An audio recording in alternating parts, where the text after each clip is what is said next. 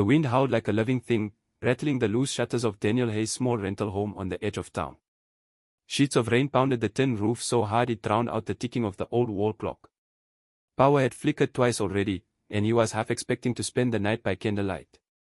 Daniel wasn't the kind of man to complain about storms. Life as a single father had taught him that nature's temper was nothing compared to life's unpredictable blows. His 10-year-old daughter, Lily, sat cross-legged on the couch under a blanket, a sketchbook balanced on her knees.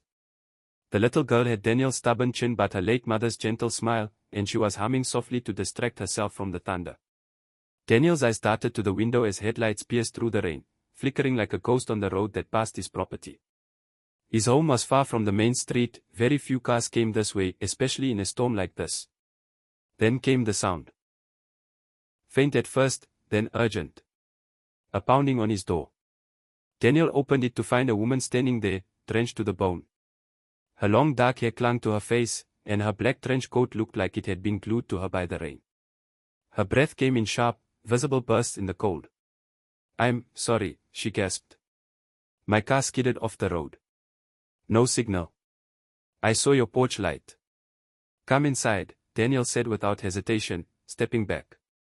"You'll catch your death out there." She hesitated for half a second, then stepped inside, her heels clicking softly against the wooden floor.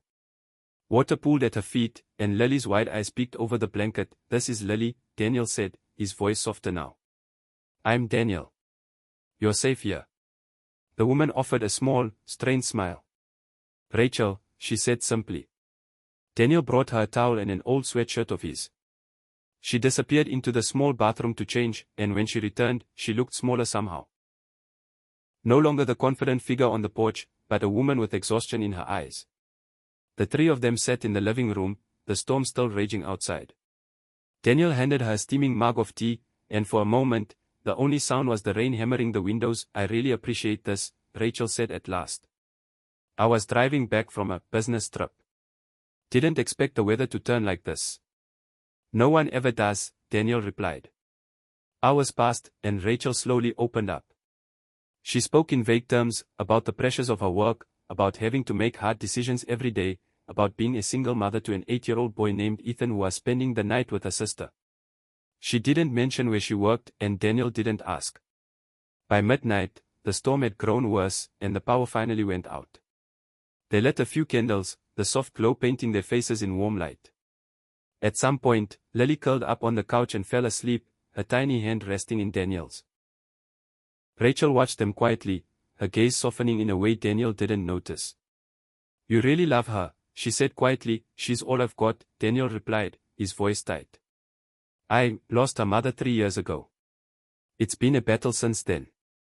Bills, work, everything. But you do what you have to, right?" Rachel nodded slowly, but there was a strange look in her eyes, something like guilt. The storm finally eased by morning. Rachel changed back into her now dry clothes, and Daniel walked her to the door. "I'll have to get a tow truck for my car," she said. "But, thank you, Daniel. You didn't have to help me. Not everyone would." Daniel just shrugged. The world's hard enough without people looking out for each other. Rachel hesitated, as if she wanted to say something else, but instead gave a small smile and stepped outside. 2 days later, Daniel was standing in the HR office of a large corporate building, nervously holding a folder of his application documents. He'd been applying for months, hoping to land a stable job that could give Lily a better life. The receptionist glanced at his paperwork, then at him. "Mr. Hayes, please wait here. The CEO wants to meet you personally before finalizing anything." Daniel blinked. "The CEO?"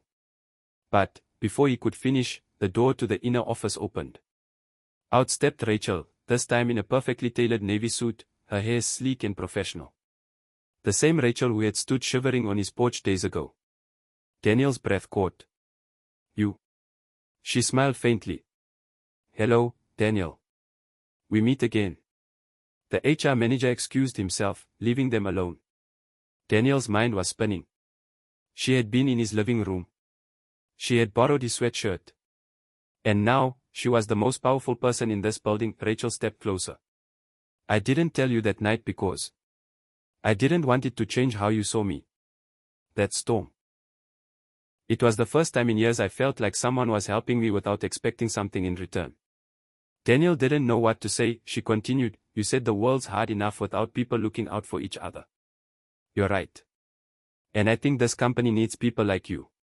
He got the job.